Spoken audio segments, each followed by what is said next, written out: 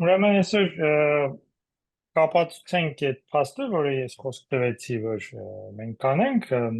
որը ցույց է տալի, որ ինտեգրալ էլեմենտները ոնց որ օղակ են կազմում։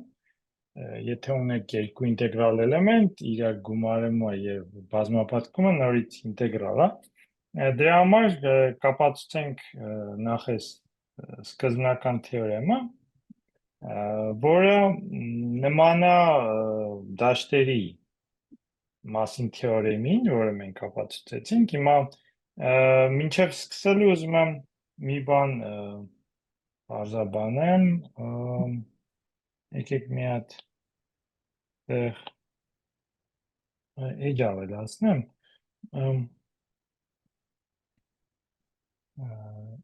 ուրեմն ինչ է նշանակում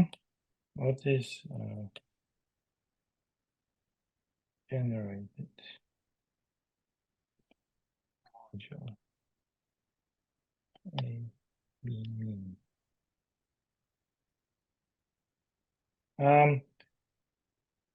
այսինքն որպես վերջավոր generated-ի երևի ստեղծված, վերջավոր ստեղծված մոդուլը AB-ն ինչ է նշանակում, որովհետև կարող է այստեղ մի քիչ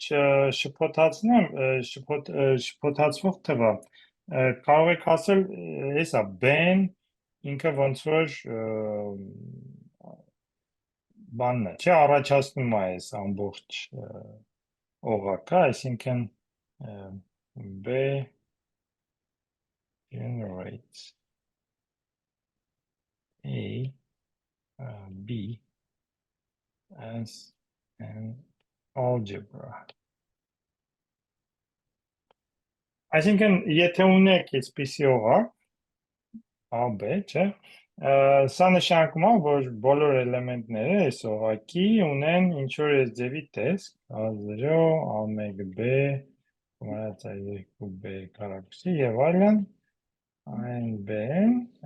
այս N-ն էլ կարող է լինի 0-ի ցանկացած մեծ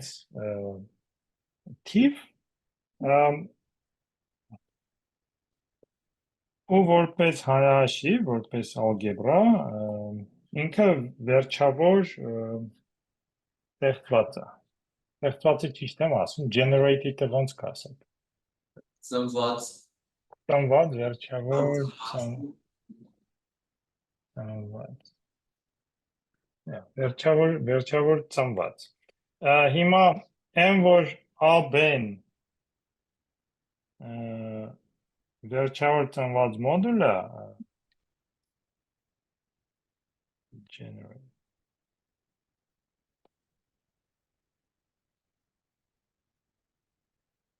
շատ ավելի ուժեղ պահանջ է, stronger.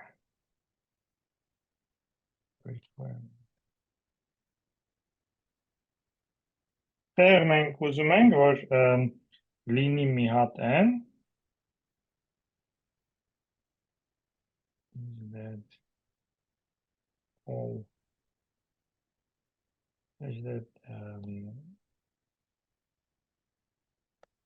Ben հավասարա այս բազմությանը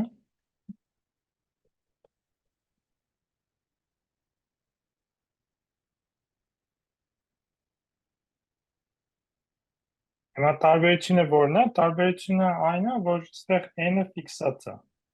այսինքն մենք կարող ենք վերցնել մենակ վերջավոր քանակության B-երի աստիճաններ ու իրանց գծային միջակարգը, ոնց որ I-ի վերաստեղծված գծային տարածությունը, որը մենք ստանում ենք, ամբողջ AB-ն է։ Այսինքն հիշեք, որ ուզում եմ շփոթեք, որ այս նշանակումը սա է, ինքը որպես հանրահաշիվ կամ որպես օղակ, որպես հանրահաշիվ I-ի վրա ինքը վերջավոր է, վերջավոր ստեղծված ծնված է։ Բայց կարող է որպես մոդուլ վերջավոր ծնված չլինի։ Մոդուլը ավելի ուժեղ բան է ասում, ոնց որ իր չափողականությունը I-ի վրա վերջավոր է։ Այսինքն այստեղ N-ը ֆիքսած է։ այդ մի բանը նախ բարձրացնենք, հետո մենք գիտենք, որ սենց բան ենք մենք ապացուցել, եթե ունենք ինչ-որ դաշտերի ընդլայնում, մենք ապացուցեցինք, որ ալֆան հարահաշվային է, այն և միայն այն դեպքում, եթե այս օղակը ինքը վերջավոր տարածություն ունի։ Finite dimensional over F. Սա նույն բանն է, ինչ որ ասենք, որ F alpha is finitely generated F module. Այսինքն, եթե ունենք դաշտ, մոդուլը դաշտի վրա, այդ նույն բանն է, ինչ որ գծային տարածություն, ու ասենք, որ գծային տարածություն ունի վերջավոր չափողականություն, այդ նույն բանն է, ինչ որ ասենք, որ որպես մոդուլ ինքը վերջավոր ծնված է, Հիմա եթե համեմատենք, թե ինչ ենք մենք փորձում ապացուցել, նմանությունը արդեն պարզ է, որովհետև հիշեցնեմ, թե ինտեգրալ ինչ է նշանակում, ինտեգրալ լինելը, եթե ունենք երկու հատ, այստեղ ինտեգրալ բառը մի քիչ շատ է օգտագործում, իմաստը այս ինտեգրալի ուրիշ է, այստեղ ինտեգրալ տարածքներ են երկու հատ, այսինքն ունենք A և ընդլայնում ենք B-ի, երկու հատ կոմուտատիվ օղակա ու 0-ի բաժանող չունենք, այս մեկը նշանակում է no zero divided.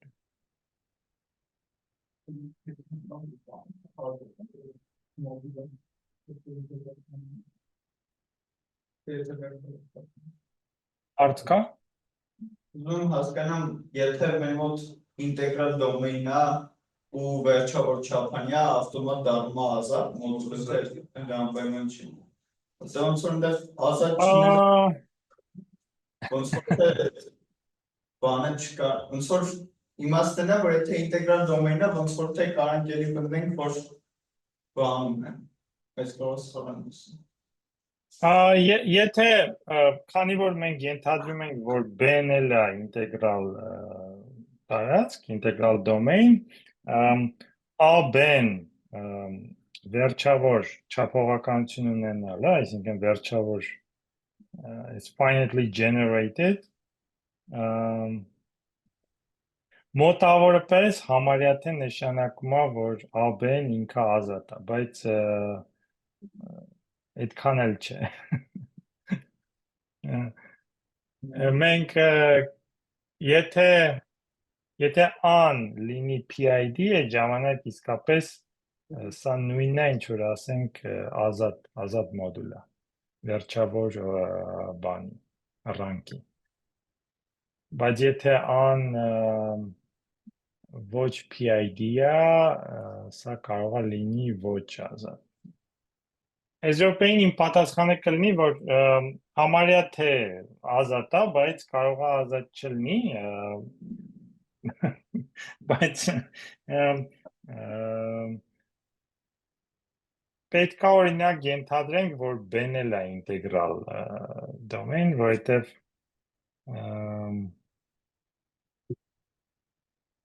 մենք կարող ենք ինչ ունենանք, մենք կարող ենք Աստեղ մենք որպես հանրահաշիվ ենք սա դիտարկում, չէ։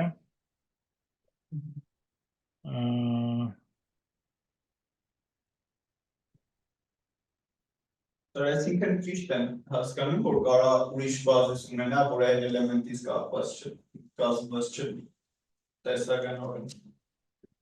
Ես ինչի մասն եմ մտածում այստեղ, եկեք ասեմ ինչի մասն եմ մտածում։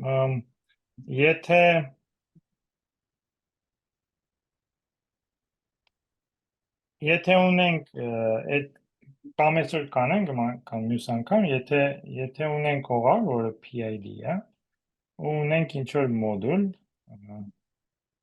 finitely generated or module. Այդ ժամանակ ես M-ը իզոմորֆա ազատ միատողակի ու կողքնել պետքա կարող է ինչ-որ վերջավոր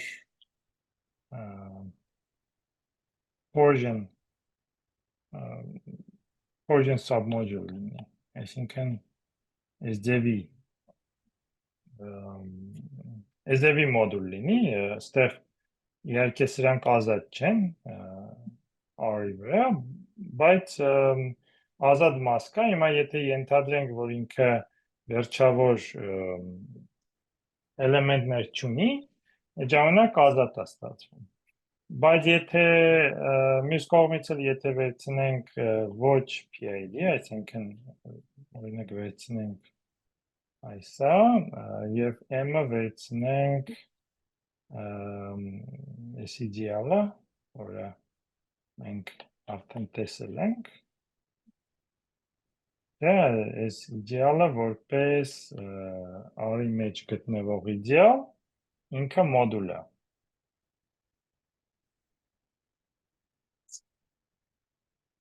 Հիմա այս M-ը ազատ չի, M is not free of R. Այսինքն M-ը իզոմորֆ չի, օրինակ R-ի, rank-ը ստեղ իսկապես մեկ պետք է լինի, ոնց որ փիլիսոփայական ասելով, բայց ինքը համարյա թե ազատ է, բայց ազատ չի, այսինքն տարբերությունը նրանում է, որ եթե սենց օղակների հետ եմ աշխատում, կարող է սենց սիտուացիա լինի, երբ որ ունենք մոդուլ, որը torsion չունի, բայց ազատ էլ չի։ Հիմա ձեր հարցը, որ ասենք վերջավոր, բայց իմ մոդուլը ունի ըստ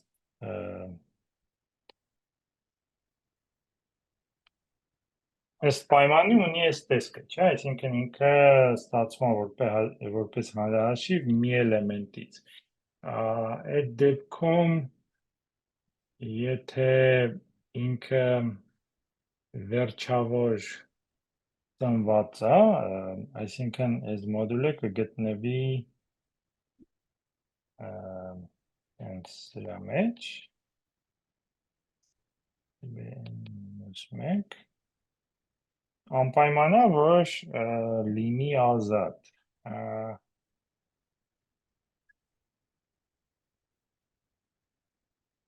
Բայց ես չհասկացա խի M-ը ազատ չի։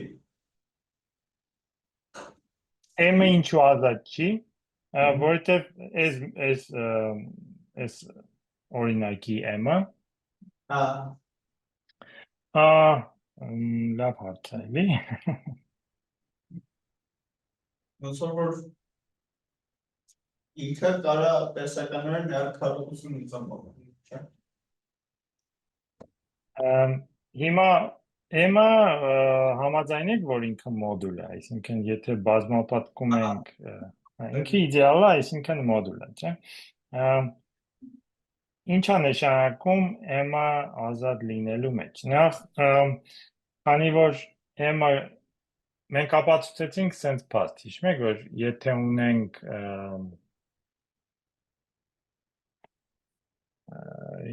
ունենք կոմուտատիվ օղակ ու այդ ժամանակ իրա ու ազատ մոդուլը ինքը միաձև նկարագրվում է իրա վանկով։ Տեղ, եթե ինքը ազատ լինի R-ի վրա, այդ ժամանակ M-ը պետք է որպես մոդուլ իզոմորֆ լինի հենց R-ին, որովհետև եթե երկու երկու ատար ունենամ, նախ բացատրեմ ինչու չի կարող սա լինի։ Եթե սա լինի, այդ ժամանակ եթե ես ընդլայնեմ R-ը գնամ Q-ի, գնամ այս դաշտի վրա, M-ը պետքա դառնա երկու հատ այս դաշտից, այսինքն ստեղ եթե ընդլայնում եմ, ստեղ մի հատ սիմվոլ կգրեմ, այս սիմվոլը մենք չենք անցել, բայց եթե անեմ սա, ստեղ որպես, եկեք ջնջեմ սա,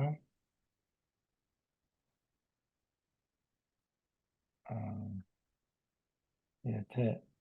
M-ը եթե ընդլայնենք բաները, բազմապատիկները, այսինքն scalar-ները R-ից բարձրացնենք մինչև K, այս կոչվում է tensor product, այդ ժամանակ ստեղ կստացնենք երկու հատ K, այսինքն չափողականությունը կլինի 2, բայց մյուս կողմից էլ սա կգտնվի դրա մեջ, որը մի հատ է, ու կստանանք, որ երկու չափողականություն ունեցող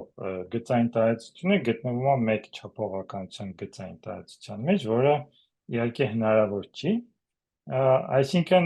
եթե ինքը ազատ լինի, M-ը պետքա լինի իզոմորֆ հենց այս ռեյն։ Այսքանը մենք լավ է, թե ինչու սա հնարավոր չի, այս մասը չգիտեմ հասկացաք թե չէ, երկու հատ չի կարող լինի։ Այսինքն այս R-ը, որ ընդլայնում ենք K-ի գործակիցներով, մնում է նույն R-ը, այդի չեմ հասկանում։ Այսինքն R-ին, որ K-ի գործակիցներով բազման պատկենք, կդառնա, որ մի հատ K-ը, չէ լավ, հիմա ես ուզում եմ ասել, երկու հատ չի կարող լինի, բայց ինչու մի հատ էլ չի կարող լինի։ Եթե ենթադրենք, որ rank-ը 1 է, այսինքն M-ը իզոմորֆա R-ին որպես մոդուլ, չէ՞, սա նշանակում է, որ մենք ունենք R-ից M նետում, որի գոնե երկու հատ էլեմենտներ ունենք, որ իրարից գծորեն անկախ են 3-ն ու 1 պլյուս արմատ մինուս 5-ը։ Լավ, հիմա բացատրեմ ինչա կատարում, եթե սենց իզոմորֆիզմ ունենք, R-ից M, ստեղ մեկը գնում է ինչ-որ էլեմենտի, չէ, այդ ժամանակ ես an կծնի M-ը։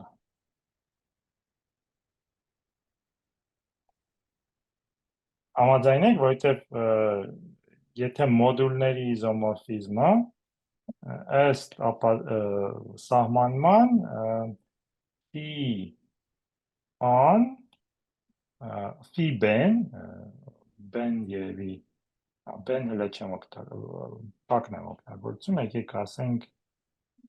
phi alpha-ն հավասար է alpha phi 1 հավասար է, այսինքն alpha i։ Եվ քանի որ սա իզոմորֆիզմը, նշանակում է, որ այս i-ից ես կարող եմ ստանալ բոլոր էլեմենտները m-ի, բազմապատկելով ինչ-որ alpha-ով, որը r-ի մեջ է։ Այսինքն, եթե ես ենթադրեմ, որ ինքը ազատ է, դրանից ստանում եմ, որ m-ը որպես r մոդուլ մի էլեմենտից է տնվում, որ ստացվում, բայց մյուս կողմից մենք ապացուցել ենք, որ որպես իդեալ m-ը պրինցիպալ չի, ինքը մի էլեմենտով չի կարող ստացվի, այսինքն հակասության են գալի։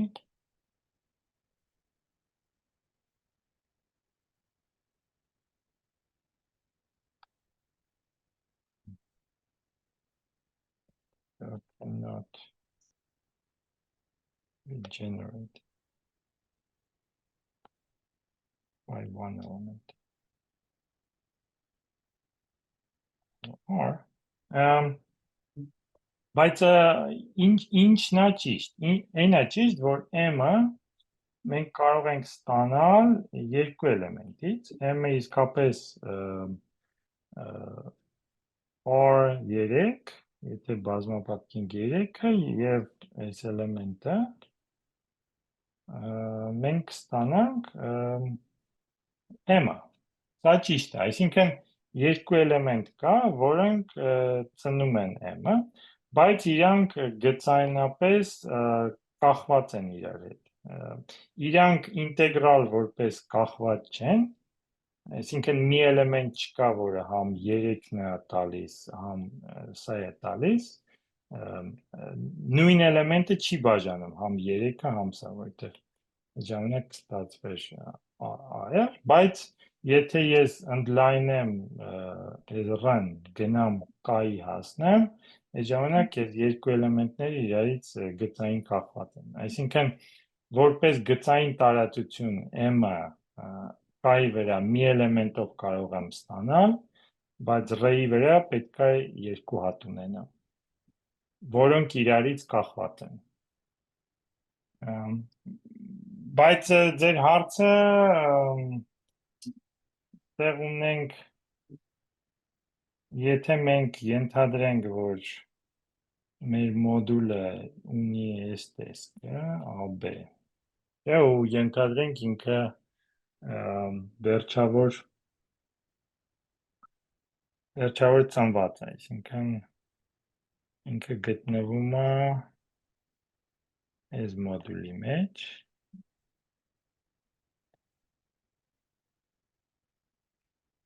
դրանից կարող է ստանանք, որ m-ը ազատ է, ինքը գտնվում է ազատ մոդուլի մեջ,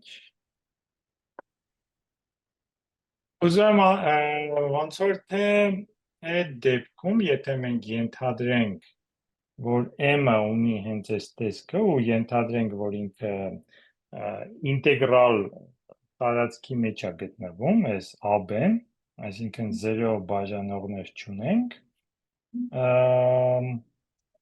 այդ ժամանակ ոնց որ թե իսկապես ինքը պետք է լինի ազատ։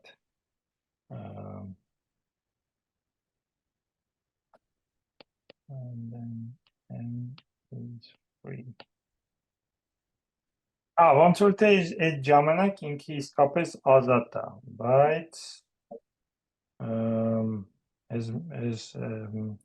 մի հատ ինքներդ մտածեք սրա մասին, ես մի քիչ պիտի մտածեմ, բայց ինձ թվում է, որ այս հատուկ դեպքում, եթե մենք ենթադրենք, որ մեր մոդուլը ունի այս հատուկ տեսքը, այդ ժամանակ ինքը պետք է լինի ազատ, որովհետև եթե ազատ չլինի,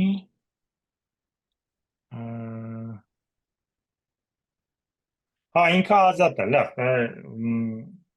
մենք կապացուցենք այսօր, որ մինիմալ բազմանդամը B-ի, եթե ինքը ինտեգրալ է, ինքը նաև հանրահաշվային է, այդ ժամանակ մենք ունենք մինիմալ բազմանդամ ու կցույց տանք, որ այդ մինիմալ բազմանդամը ինքը պետք է լինի ինտեգրալ, այսինքն եթե ինչ-որ կախվածություն լիներ այս էլեմենտների մեջ, դրանց մեջ ինչ-որ կախվածություն լիներ A-ի վրա, այդ ժամանակ իր մինիմալ բազմանդամը կլներ ավելի փոքր աստիճանի, քան n-ը ու դա տեղի չունի։ Այսինքն, այո, այս դեպքում իսկապես ազատ է, բայց մենք դրան կհասնենք մի հատ փաստ ապացուցելուց հետո։ Լավ հարց է։ Հիմա այս ազատ լինելու բանը մենք չենք ապացուցում, ավելի հեշտ բան ենք ապացուցում, որ եթե b-ն ինտեգրալ է, այդ ժամանակ այս մոդուլը պետք է լինի վերջավոր ծնված ու մյուս կողմն էլ տեղի ունի, եթե վերջավոր ծնվածը ինքը ինտեգրալ է։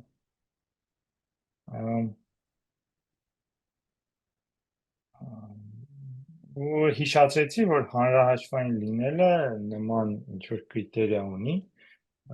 որի փոխարեն օգտագործում ենք դաշտը f-ը, այդ ժամանակ b-ն հանրահաշվային է, եթե այն եւ միայն այն դեպքում, եթե f-b-ն վերջավոր տարածությունը f-ի վրա, գծային տարածություն։ Լավ, հիմա ոնց ենք սա ցույց տալի, մի կողմը շատ հեշտ է, եթե ինտեգրալ է, չէ՞, եթե ենթադրենք b-ն ինտեգրալ է, ըստ սահմանման գոյություն ունեն a0, a1, an-1 այից, որ այս բազմանդամը b-ն արմատը այս բազմանդամի, այսինքն այս հավասարումը տեղի ունի։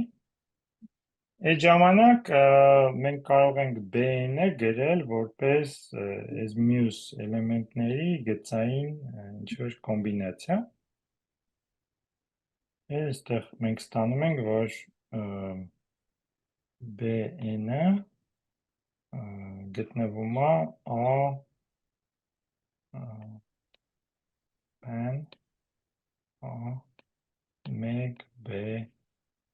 bn-1 Այսինքն, եթե վերցնեմ 1-ը b-ն մինչև bn-1-ը իրանց բանի մեջ է, գծային սպանի մեջ է։ Հիմա ոնց ենք ցույց տալի, որ bn գումարած 1-ն էլ է այստեղ։ Ոնց ենք դա ցույց տալի։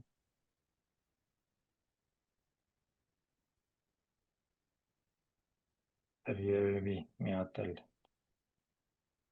ավելացնեմ։ Հիմա ոնց եմ ցույց տալի, որ մի հատ մտածեք ինձ b-ն գումարած 1-ը նորից գտնվում է գծային իրեն ոնց ասեմ սպանը, ասեմ սպան։ Թաղանթ, լավ բառ է թաղանթը։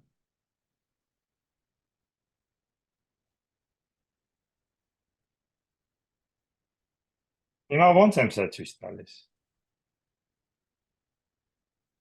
Գրում ենք b-n անգամ b, b-n-ն էլ գիտենք, որ ավելի ցածր աստիճանների կոմբինացիան է։ Հետո միատել Այո, շատ ճիշտ եք ասում։ b-ն գրում եմ որպես b-ն գումարած 1-ը գրում եմ b-n, սա հավասար է b, այդտեղ ստանում եմ ինչ որ a0 an-1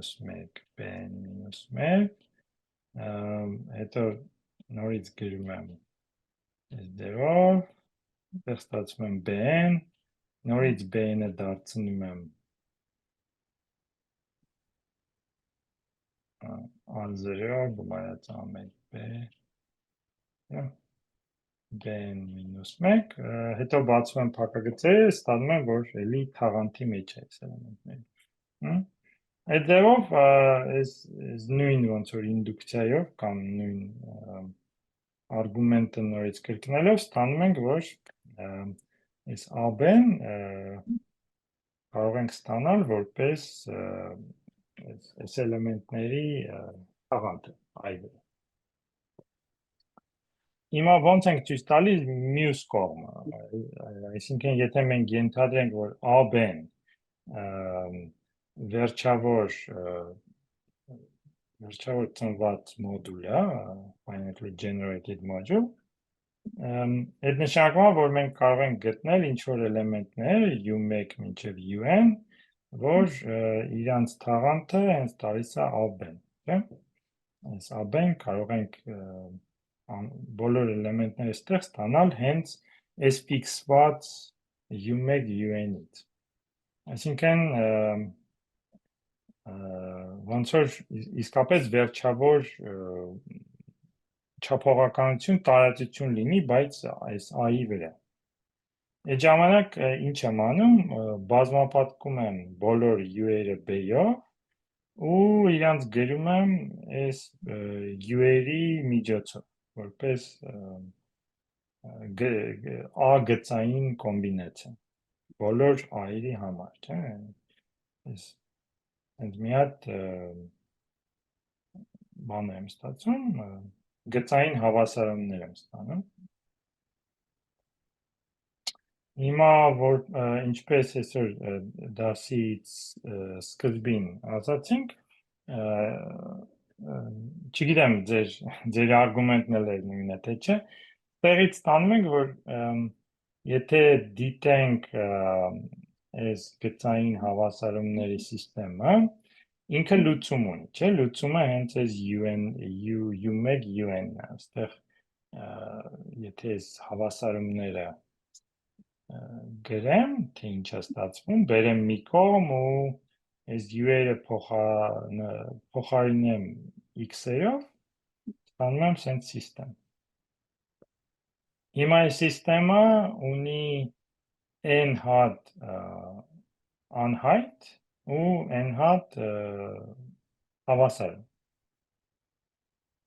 գծային հավասարում։ Հիմա գծային հարահաշվի մեջ սենց փաստ կա, եթե ունեք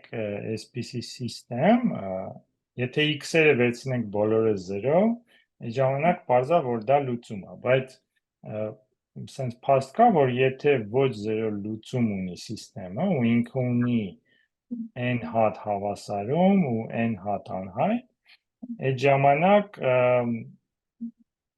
մատրիցան, որը մենք կոեֆիցիենտներից ենք ստանում,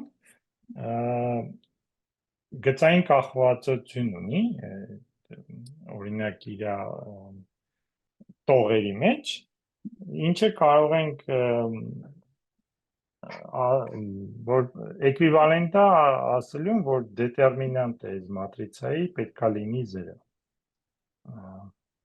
Այս ինչ որ գծային հանրահաշվից փաստ է։ Դետերմինանտն էլ երևի գիտեք ինչ է։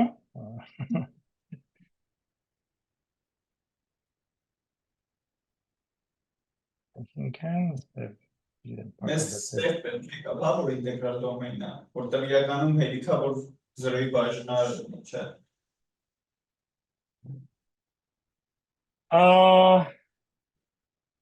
Ստեղ ոնց եմ ես օգտագործում ինտեգրալ դոմեյն լինելը, օգտագործում եմ հենց այս սրա մեջ։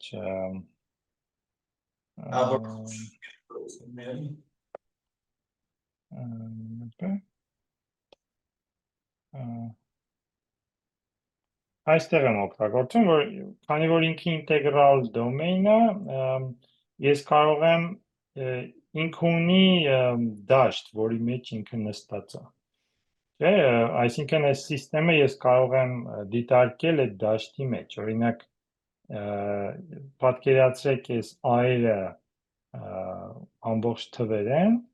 եթե ես ուզում եմ այս գծային հանրահաշվի փաստը կիրառեմ, ես պետքա դաշտի մեջ աշխատեմ, բայց զեն նստած է Q-ի մեջ, այսինքն այս սիստեմը ես կարող եմ դիտարկել Q-ի մեջ, այդ ժամանակ, եթե ինքը ունի լուծում Z-ի մեջ, ինքը ունի լուծում նաև Q-ի մեջ, այսինքն եթե ինքը ունի լուծում A-ի մեջ, այդ ժամանակ ինքը կունենա լուծում նաև իր այդ fraction field-ի մեջ, quotient field։ Այդտեղ եմ օգտագործում ինտեգրալ դոմեյնը։ Էլի հարցեր կան։ Կամ այս մասը պարզ է, եթե ճիշտ եք ասում, այսինքն եթե ինքը ինտեգրալ չլինի, ասենք օրինակ մենք աշխատենք Z6-ի մեջ, ու ասենք ինչ որ սիստեմ ունենք, որը ունի լուծում։ Դա ինչ կնշանակի։ Դա կնշանակի, եթե ես դիտարկեմ այդ սիստեմը որպես սիստեմ ամբողջ թվերի մեջ, իրա նույն բանը կրկնեմ, այդ կնշանակի, որ իր դետերմինանտը պետք է 6-ի բաժանվի ու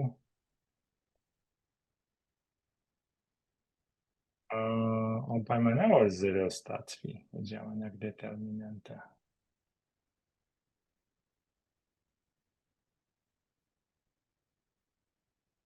Այդ է հարցը։ Ես հարցի եմ պատասխանում, համոզված չեմ, այդ է հարցը, թե չէ։ Այսինքն, եթե ինչ-որ օղակ ունենք, ու այդ օղակի մեջ ունենք գծային հավասարումներ, ասենք կոմուտատիվ օղակը, ու ենթադրենք, թե ունենք ոչ զերոյական լուծում, n հատ հավասարում ունենք, n հատ անհայտ։ Դա նշանակում է, որ դետերմինանտը էլի պետք է լինի 0։ Լավ հարցեր եք տալի։ Սենց միանգամից չեմ կարող ասել, դա կարող է տեղի չունենա։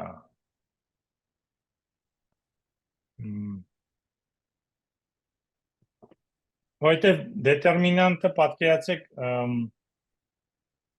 ոնց ենք լուծումները ստանում, չէ՞։ Դետերմինանտը հավասարում կա, որը լուծումները ներկայացնում է դետերմինանտը օգտագործելով։ Եթե մենք կարողանանք դետերմինանտը բան անենք, invert անել, այդ ժամանակ լուծումները կարող են բոլորը գրել մեզ երկու տարբեր լուծում ունենալը խանգարում ամենակ այն ժամանակ, երբ որ դետերմինանտը հակադարձելի չի։ Բայց հակադարձելի չլինելը նույնը չի, ինչ որ 0 լինելը։ Որտեղ այնտեղ այդ ջանք մատրիքս կա, որ բացում ենք ուղղակի անգնագծով դետերմինանտներ են դառնում։ Այսինքն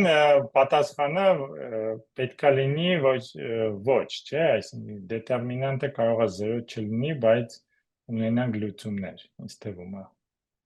Եթե ընդհանուր օղակի վրա ենք աշխատում։ Այսինքն դետերմինանտը կարող լինի 0-ի բաժանարար ու ունենք տարբեր։ Այս փաստը կարող եք մի հատ կոնկրետ նայել լեկցիայից հետո, ինձ թվում է, որ պատասխանը ոչ է, այսինքն դետերմինանտը կարող է 0 չլինի,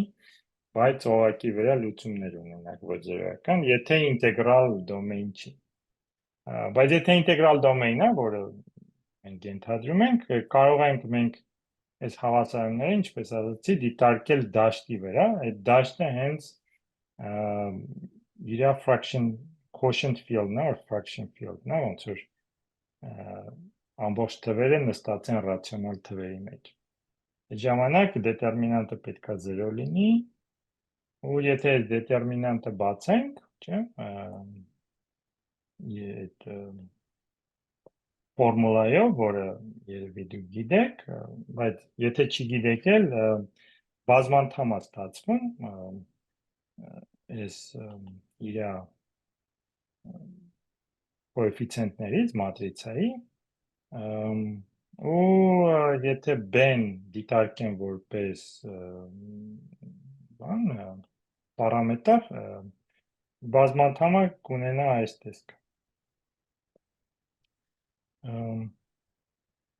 Այս a-երը կախված չեն կոնկրետ այս կոեֆիցիենտների հետ, այս կոեֆիցիենտները ոնց որ ավելի փոքր դետերմինանտներից են գալիս, բայց եթե ինչ-որ մեկը ձեզանից դետերմինանտը չի տեսել, էլի կարող եք ունակել այս մասը, ապացույցի, կարող եմ մի հատ օրինակ ցույց տալ, թե սա ոնց է ստացվում, ուղղակի որ համոզված լինենք, որ բոլորս նույն էջի վրա ենք, եթե վերցնենք երկուսը երկուսի վրա, ամենահեշտ դեպքը, օրինակ, դա հավասար է B մինուս A2 մինուս A1 A2 այսինքն ստանում ենք B քառակուսի մինուս A1 գումարած A2 B գումարած A1 A2 մինուս A1 A2 սա է բազմանդամը, ես կոչում եմ A1, դա կոչում եմ A0, այստեղ։ Լավ, ինքն որպես ապացույց սիրուն ապացույց է, գծային հանրահաշիվը օգտագործում մի քիչ, ու ստանում ենք մեր ուզած բանը, որ ստանում ենք բազմանդամ, որի համար B-ն արմատ է, բազմանդամն էլ հենց Մոնիկա ու կոեֆիցիենտները այդ են։ Որ հարց ունենք ես ապացույցի համար։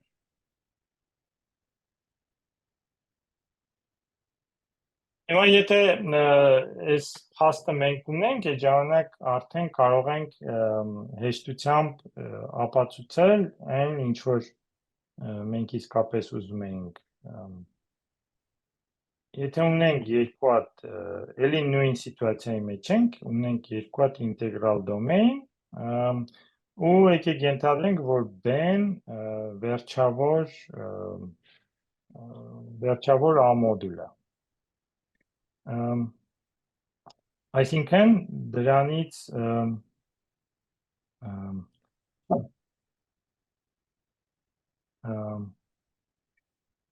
եթե ենթադրենք, որ B-ն վերջավոր A-մոդուլ է, այդ ժամանակ բոլոր B-ի էլեմենտները կլինեն ինտեգրալ այ վրա։ Այս ոնց որ եթե ունենք երկու հատ դաշտ, չէ, F կա, ու եթե ենթադրենք, որ տարածությունը բանը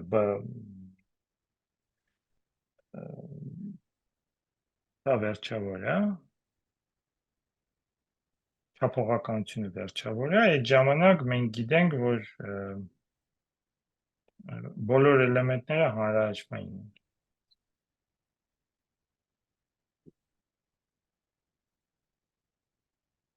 Նմանադեպ փաստ աստեղ, եթե ենթադրենք, որ B-ն ինքը վերջավոր A-մոդուլ է, այդ ժամանակ բոլոր էլեմենտները կլինեն ինտեգրալ, ոնց ենք անում, էլի կթողնեմ ձեզ մի հատ դիտալները ինքներդ բարձեք լեկցիայից հետո, բայց նույն ձևի ապացույց է, բերում ենք B-ն որպես թաղանթ, այս ինչ-որ վերջավոր քանակությամբ էլեմենտների, հետո վերցնում ենք ցանկացած B ու ներկայացնում ենք B-ին որպես գծային ինչ-որ արտահայտություն այս B-երը օգտագործելու մեջ ու կրկնում ենք նույն արգումենտը, էլի դետերմինանտների է գալիս, որից ստանում ենք, որ այս B-ն պետքա լինի արմատ, ինչ-որ ինտեգրալ մոնիկ բազմանդամ։ Այս մասը, այսինքն ես կթողնեմ որպես exercise։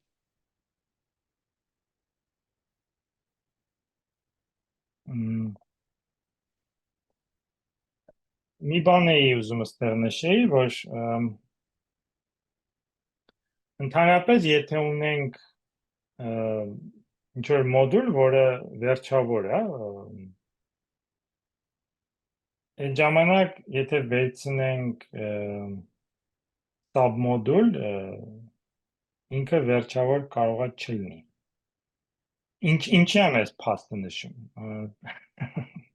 Կարող եք ասել ինչի եմ ես փաստը նշում։ Ես էլ մի մոմենտ ուզում եմ ինչի եմ նշում։ Մի հատ էլ կասեք, եթե մենք մոդուլ, որ վերջավոր չափ, վերջավոր գեներացվող է, ուրեմն կարող ունենա սա մոդուլ, որ վերջավոր գեներացվող չի։ Այո։ Այս փաստը ինչ կապ ունի այս նախորդ փաստի հետ։ Այսինքն նախորդ ապացույցի հետ։ Դե ոնց որ մեր դեպքում էդի տենց չէ, մեր դեպքում այս մեր մոդուլի բոլոր զարգացումները վերջավոր գեներացվող ստացվում է։ Հա, ինչ որ իմաստով ճիշտ եք, բայց այդտեղ կարող էիք սենց ասել, կարող էիք ասել an B-ի մեջ է գտնվում, չէ, B-ն էլ որպես A մոդուլ generated image։ Կարող եք ասել, բայց մենք AB-ն ինքը submodul է։ Ու դրանից միգուցե միշտ ճիշտ է, որ եթե ունենք submodul, որը այս մեծ մոդուլը ինքը վերջավոր է i վրա, այդ ժամանակ բոլոր submodulներն էլ պետք է լինեն վերջավոր։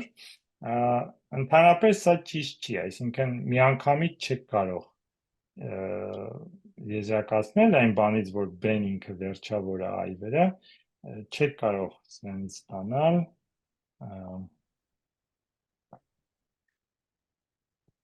ինչ եմ ուզում ասեմ, does not follow automatic.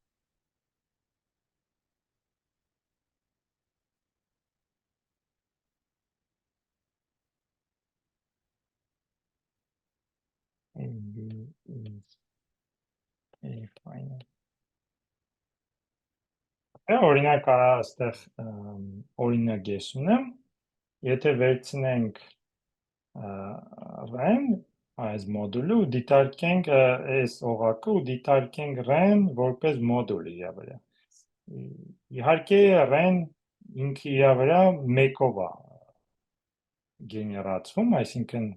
ինքը վերջավոր է, ինքը իր վրա վերջավոր է։ Բայց ես կարող եմ վերցնել այս իդեալը,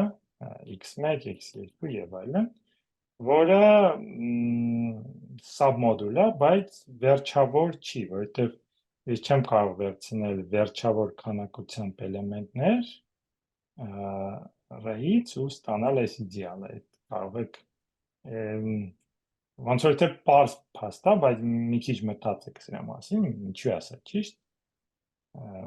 Այսինքն եթե վերցնում եմ վերջավոր քանակությամբ էլեմենտներ, չէ, ինչ որ այս x-երից ինչ որ մի մասը ես չեմ վերցնում էլ։ Դրանից ոնց որ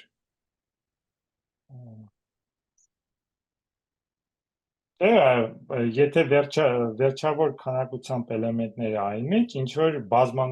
ոնց որ բազմանդամներ լինեն x-երի, ու եթե վերջավոր քանակությամբ իրանցից վերցնեմ, կստանամ, որ ինչ որ ուրիշ x-եր ես չվերցրեցի ու ժամանակ այդ մյուս x-երը չեմ կարող ստանալ մուզած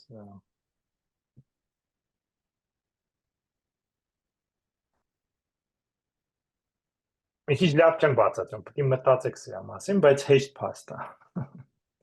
Չեմ ուզում ժամանակ ծախսեմ, բայց դա էլ ոնց որ թե թողնեմ ձեզ որպես exercise, մի հատ ինքներդ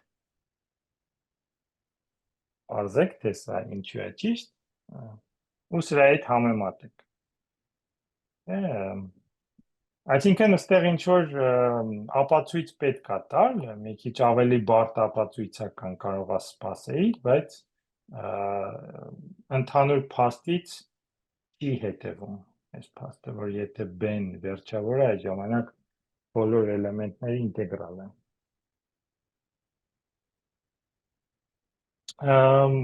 Ունենք նաև այս աշտարակների թեորեմ, որ եթե ունենք A, B, C ու B-ն I վրա ինտեգրալ է,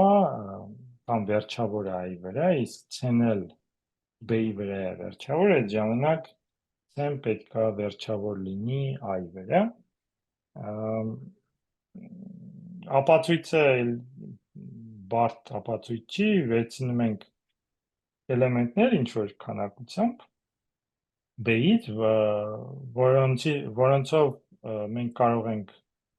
ստանալ բոլոր էլեմենտները b-ի, եթե դիտարկենք թաղանթը i վրա, ու նույնն էլ c-ի համար։ Ու հետո ուղղակի ցույց եք տալի, որ այս b-ի c-ջեն իրանք i-ի վրա տալիս են բոլոր էլեմենտները c-ից։ Այսինքն ոնց որ բազիսը, որը դուք սպասում եք, որ պետք է լինի բազիս, իսկապես բազիս։ Այդտեղ ապացույցը հեշտ է, էլի, ինչ որ բարդ բան չեմ ասում։ Եթե գրեմ c1 b1 c bm, հետո այս b-երն էլ գրեմ a11 ուրիշ b-եր պետք է լիներ։ Բետաներ գրեմ a11 b1, ումած a12 b2 a1 n bn, ումած եւ այլն, հետո բացում եք, տեսնում եք, որ ներկայացվում է որպես span i-ի վրա, այս c-երով ու b-երով, չէ՞։ Լավ։ Այս էլ ասենք ստացանք։ Հիմա այս փաստն է, որ ինտեգրալ էլեմենտները իրանք օղակ են կազմում։ Նույն սիտուացիայի մեջ ենք, ունենք a եւ b, որոնք ինտեգրալ են, ինտեգրալ տարածքներ են, այդ ժամանակ այն էլեմենտները b-ի, որոնք ինտեգրալ են i-ի վրա, իրանք կազմում են օղակ։ Այսինքն, եթե ունենք երկու հատ էլեմենտ, որոնք ինտեգրալ են, ու ես իրանց գումարեմ կամ բազմապատկեմ, նորից կստանամ ինտեգրալ էլեմենտ։ Սա ստացվում է, ապացույցը չի օգտագործում ոնց որ կոնկրետ բազմանդամ ստանալով։ Անցյալ անգամ ոնց որ հիշում եմ ձեր ապացույցը կոնկրետ բազմանդամ տալիս էր մեր ասած։ Կոնկրետ բազմանդամ է տալիս, բայց այդ ապացույցները լավ ապացույց, քանի որ բազմանդամը ստանում եք, բայց այդտեղ կարելի է ուղղակի մտածելով ոնց որ ապացույցել, որ եթե ունենք երկու հատ b1 ու b2, չէ, այդ ժամանակ a-b1-ը վերջավոր է i վրա, այս b2-ն էլ կլինի ինտեգրալ a-b1-ի վրա, որովհետև ինքը արդեն ինտեգրալ է i վրա։ Ու նորից օգտագործելով այդ փաստը, որ մենք նոր ապացուցեցինք, a-b1 b2-ը, այսինքն ունենք այս օղակը, կպցնում ենք մի հատ ուրիշ էլեմենտ, որը նույն բանն է, ինչ որ այս օղակը, ինքը վերջավոր է a-b1-ի վրա։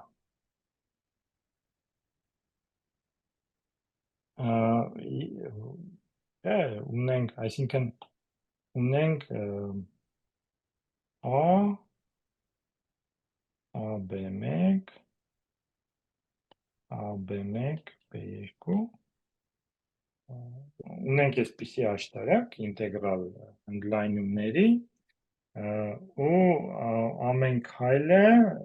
գիտենք, որ ինտեգրալ է, այսինքն ստեղից ստեղ ինտեգրալ է, ստեղից ստեղ ինտեգրալ է, ստանում ենք, որ այս օղակը i վրա ինտեգրալ է, այսինքն բոլոր էլեմենտները ստեղ ինտեգրալ է նայի վրա, բայց սողակի մեջ իհարկե մտնում է B1, B2-ը, B1 գումարած B2-ը եւ այլն։ Այս դրա մեջ contains B1, B2, B1 times B2 նաև պարունակում է B1, 2, B2 եւ այլն։ Այս թեորեմն էլ էլի ոնց որ կրկնում եմ նույն ձևի փաստ, բայց ստեղ մի քիչ ուրիշ է, որովհետև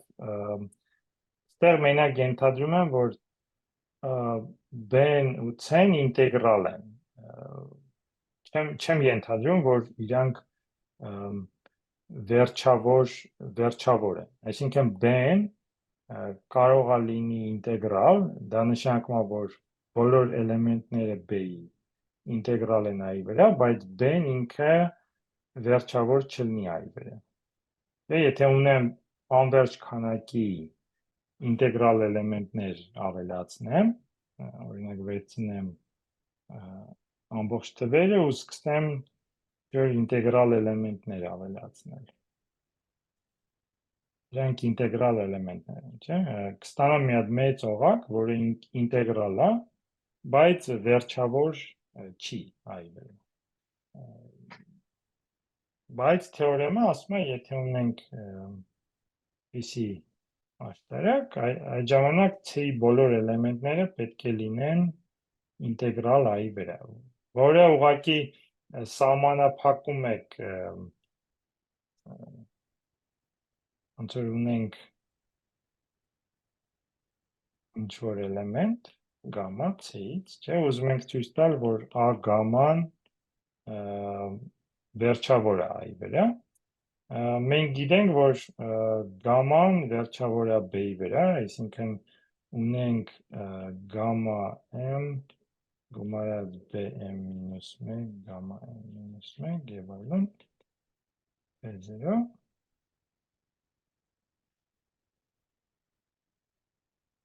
Հիմա այս B-երն էլ կարող եմ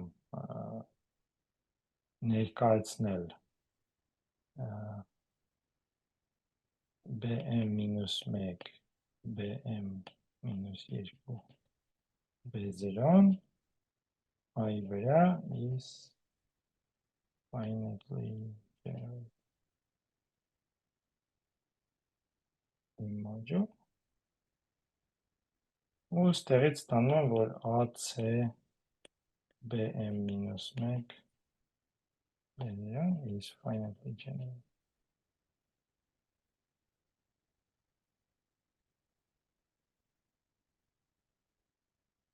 C is integral.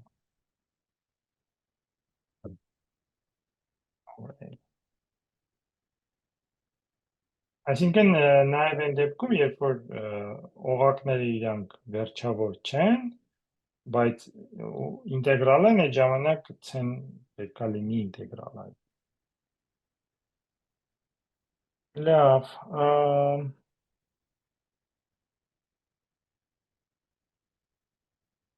լավ, հիմա եթե ունենք ոնց որ այս համանումը ինտեգրալ լինելու, կարող ենք սահմանել հիմա ինտեգրալ փակումը, ունենք երկու հատ ինտեգրալ տարածք, ինտեգրալ փակումը A-ի B-ի մեջ, այն էլեմենտներն են, այն օղակն է, սաբօղակը, subringe, որը կազմված է ինտեգրալ էլեմենտներից։ Այն դեպքում, եթե մենք ունենք վերջավոր,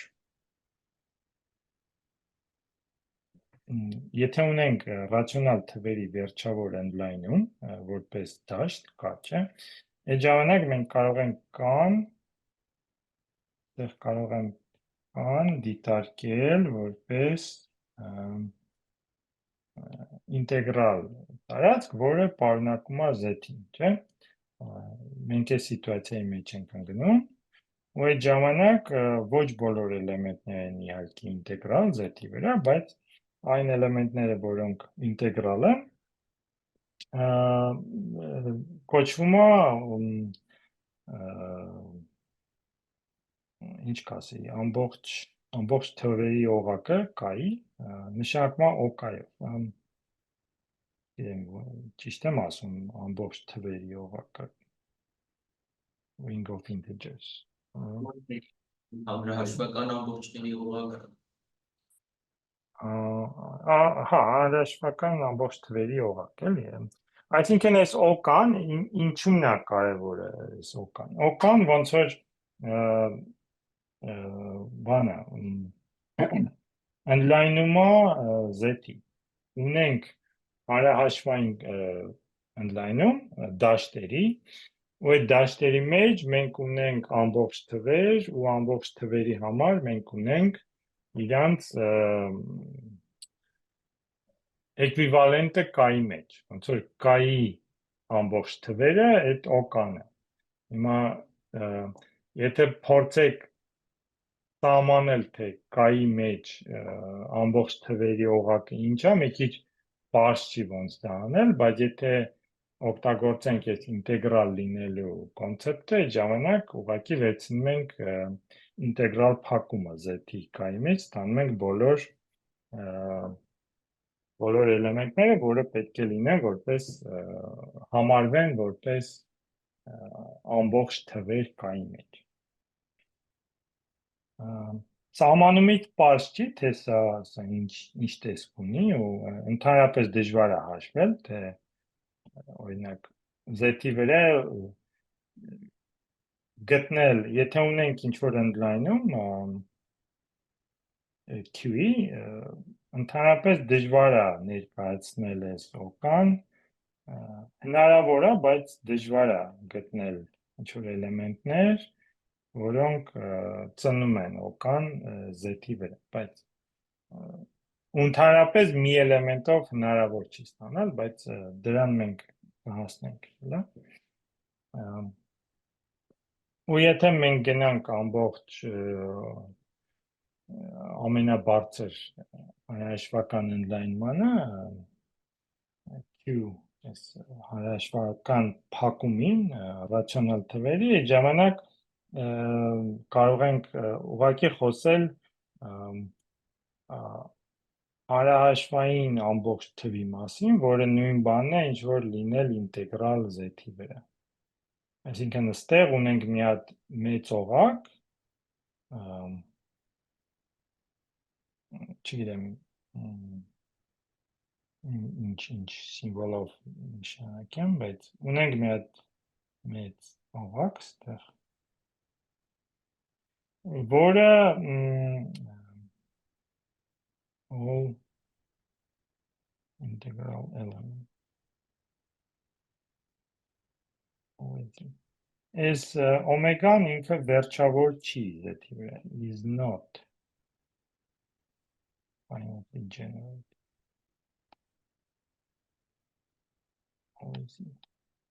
Բայց ինքը ինտեգրալ է, այսինքն բոլոր էլեմենտները ինտեգրալ են z-ի վրա։ Այդ նույն բանն է, ինչ որ այս q գծիկը ինքը վերջավոր չափողականություն չունի q-ի վրա, բայց բոլոր էլեմենտները հանրահաշվային են, չէ՞։ Մենք խոսեցինք սրա մասին։ Նույնն է այստեղ, այսինքն ամենամեծ ոնց որ ամբողջ թվերի օղակն է, որը կարող եք ստեղծել q-ից։ Մեծ օղակ եք ստանում։ Հիմա մի հատ օրինակ նայենք, թե օրինակ եթե վերցնենք այս պարզ ընդլայնումը q-ի, մենք կցում ենք այս imaginary unit-ը, այդ ժամանակ ինտեգրալ էլեմենտները կազմված են այս օղակի։ Հիմա ոնց ենք սա ցույց տալի, եթե վերցնենք մի հատ էլեմենտ, նախ ցույց ենք տալի հեշտությամբ, որ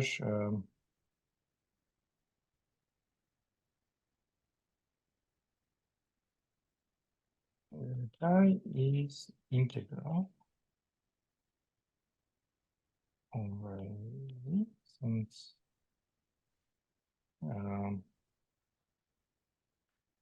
I is integral այստեղ ինքը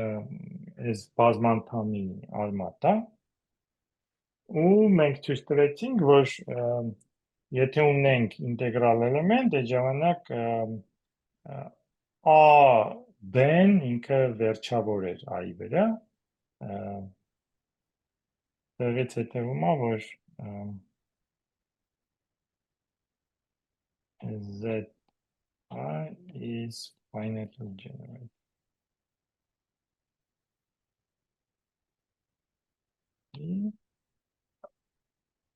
Դեղից հետևում է, որ z is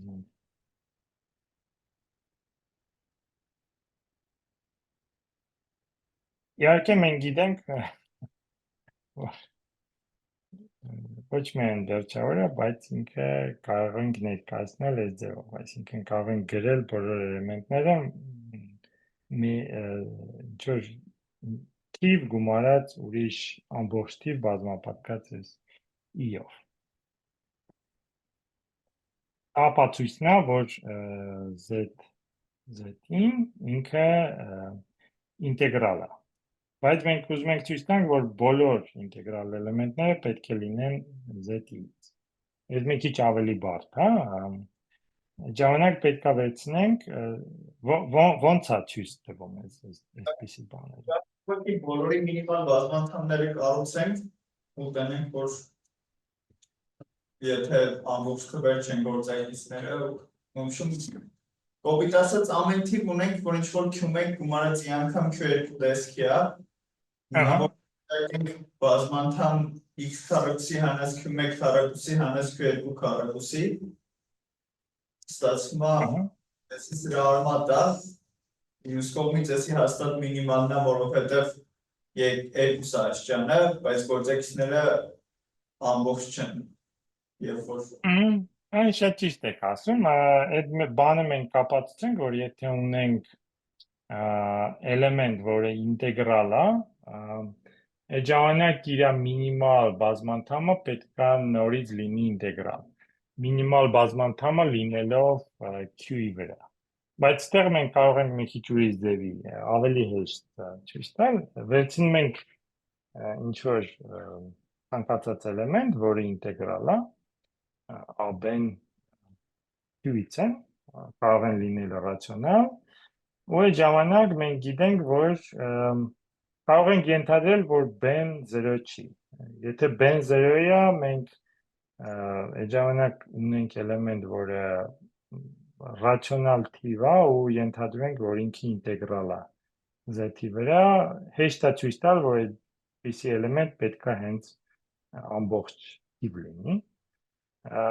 Բայց այս սահմանման, այս ալֆան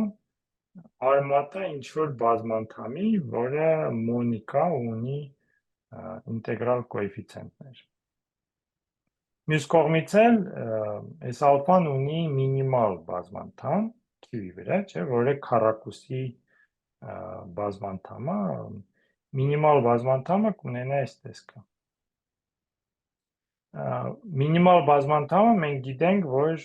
բաժանում է բոլոր ուրիշ բազմանդամներ, որոնց համար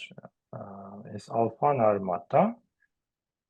այսինքն մինիմալ բազմանդամը կբաժանի այս fx-ը։ Եվ քանի որ fx-ը ինքը մոնիկ է ու ունի կոեֆիցիենտները ամբողջ թվեր են, կարող ենք այս գաուսի լեման կիրառել ու ստեղից ստանալ, որ այս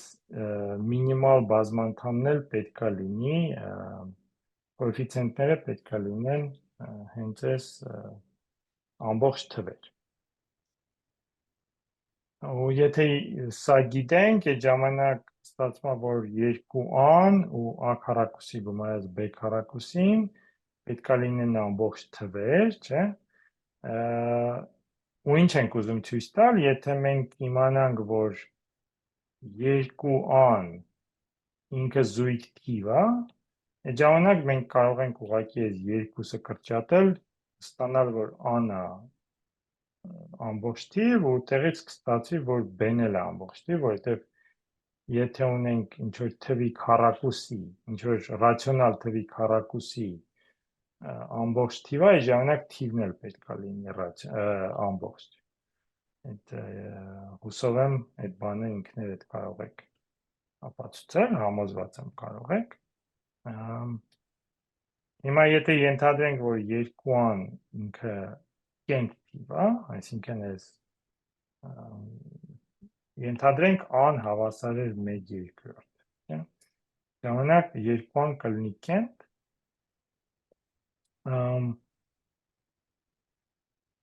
քանի որ a քառակուսի գումարած b քառակուսին ամբողջ թիվ է, այս երկու b-ն էլ պետք է լինի կենտ։ Այսինքն այստեղ մենք ունենք ինչ-որ denominator, չէ, եթե 2-ան կենտ է, b-ն էլ պետք է denominator ունենա, թե չէ մենք ամբողջ թիվ չենք կարող ստանալ։ Բայց եթե ենթադրենք, որ երկուսն էլ կենտ են, իրենց քառակուսիները տալիս է, որ գտնվում է 4z գումարած 2-ի, բայց մյուս կողմից է, քանի որ սա ենթադրում ենք ամբողջ թիվ է, պետք է լինի 4z-ի մեջ, 4a քառակուսին գումարած 4b քառակուսին։ Այսինքն 2-ան պետք է լինի զույգ ու ինչից հետևում է, որ b-ն նույնպես պետք է լինի ամբողջ թիվ։ Այսինքն 2-ան զույգ է, ստեղից հետևում է ան ամբողջ թիվ է, ու ստեղից հետևում է, որ b-ն ամբողջ թիվ է։ Հիմա այս փաստը, որ մինիմալ բազմանդամը պետք է լինի ինտեգրալ, ինքը շատ օգտակար փաստ է։ Կարող եք դա ստեղ մի քանի բան եմ ես տվել, exercise վերջում։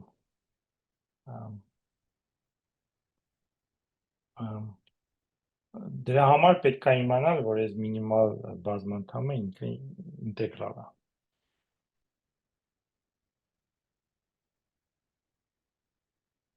Հիմա ոնց ենք ապացուցում, որ այս մինիմալ բազմանդամը պետք է լինի ինտեգրալ, դրա համար եկեք սահմանենք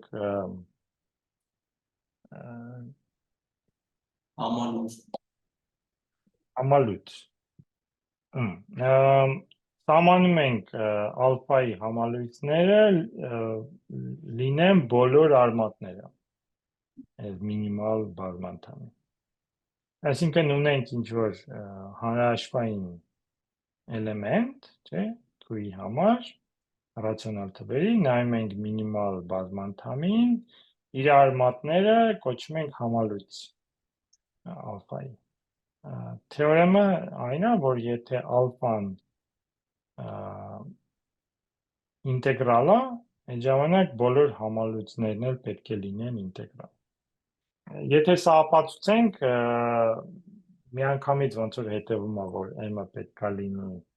ինտեգրալ, որովհետև մենք արդեն ապացուցեցինք, որ եթե ունենք ինտեգրալ էլեմենտներ ու իրանք բազմապատկենք կամ գումարենք, մեկը ստանում ենք ինտեգրալ էլեմենտներ, չէ։ Հիմա ըստ սահմանման ունենք ինչ-որ բազմանդամ, որի համար ալֆան ինքը արմատ է, այս մինիմալ բազմանդամներ բաժանի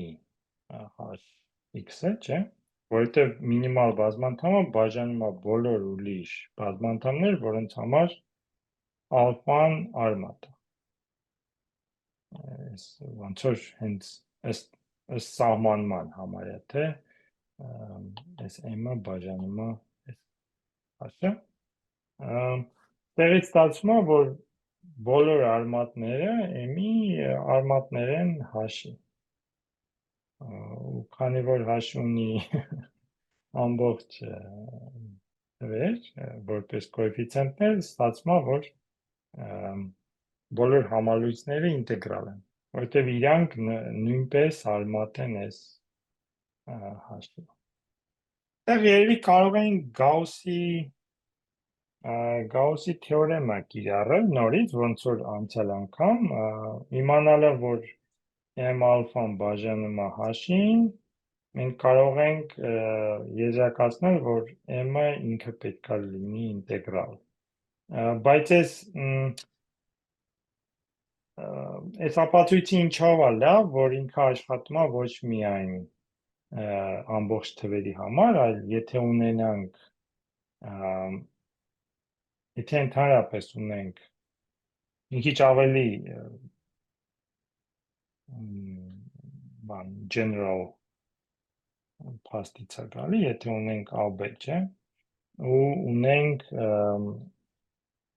ասենք ունենք ինչ-որ ինտեգրալ էլեմենտ,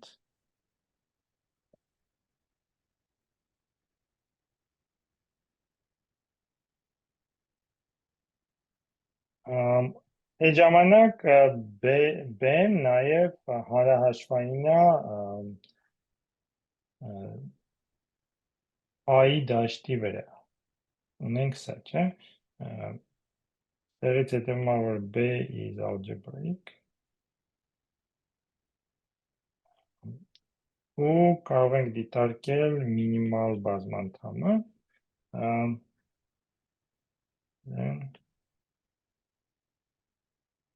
մինիմալ բազմանդամը կունենա ինտեգրալ կոեֆիցիենտներ։ Ապացույցը նույնն է, ինչ որ ամբողջ թվերի համար, բայց այս դեպքում, եթե ուղղակի աշխատում եմ A ու B-ի հետ, այս Գաուսի լեման չեմ կարող օգտագործել, որովհետև Գաուսի լեմայի մեջ ես պետք է ենթադրեմ, որ իմ օղակը UFD է, որը կարող է տեղի չունենալ, եթե օրինակ եթե աշխատում եմ այս օկաների հետ, չէ, եթե B-ն եթե A լինի ինչ-որ օկա, ունենք ինչ-որ OL,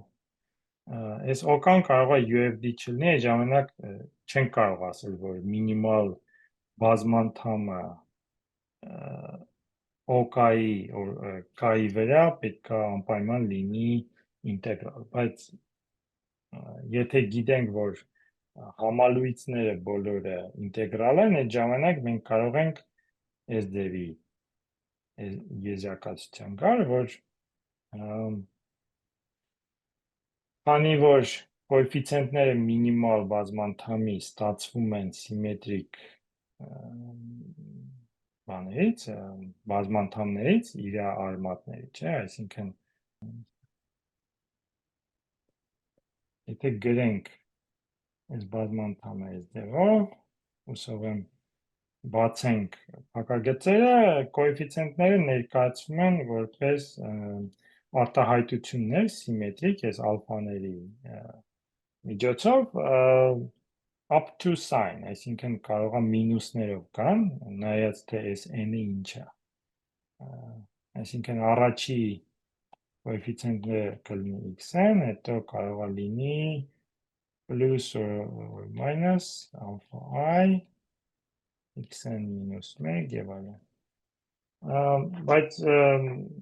կարևոր չի հիմա այս արտահայտությունները կոնկրետ ինչ են, բայց ինչ-որ արտահայտություններ են ալֆաներով, բայց քանի որ ալֆաները ինտեգրալ են, մենք գիտենք, որ իրանց գումարը և բազմապատկումները իրանք ինտեգրալ են, ու մյուս կողմից էլ կոեֆիցիենտները պետք է լինեն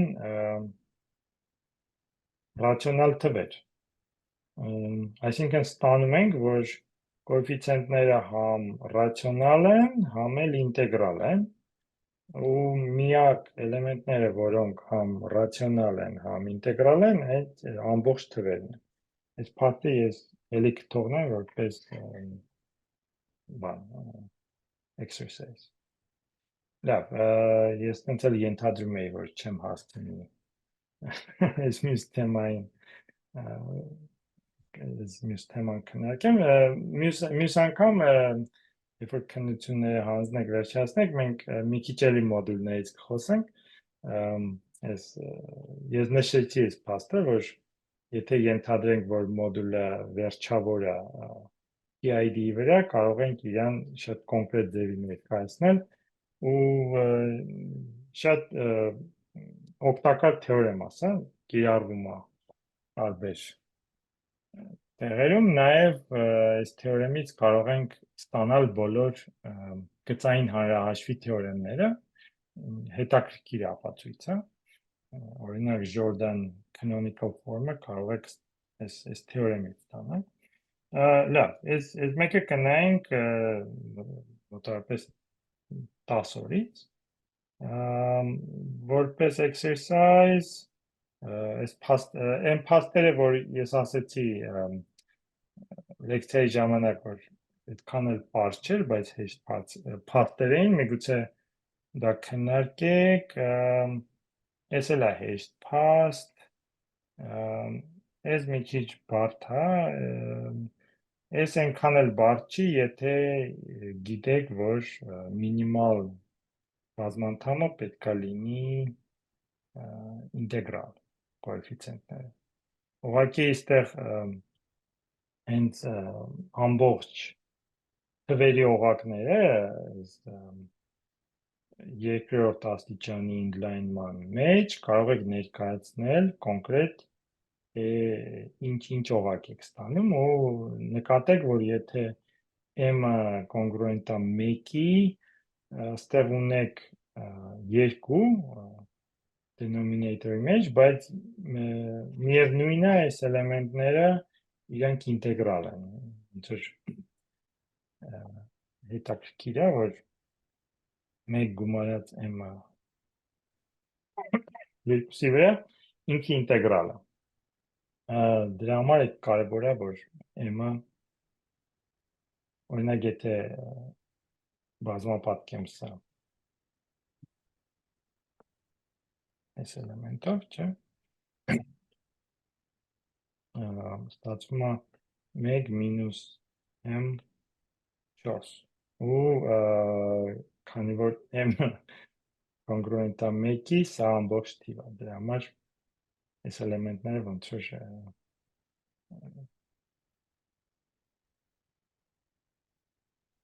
այսինքն բազմանդամը որ պետք է դիտարկեք սա է չէ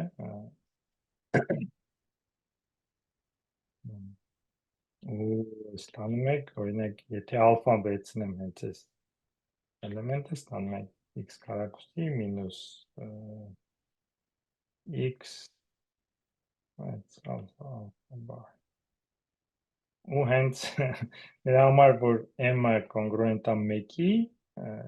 մոդուլը 4 այս ամբողջ թիվը լավ այս փորձեք ինքներդ ապացուցել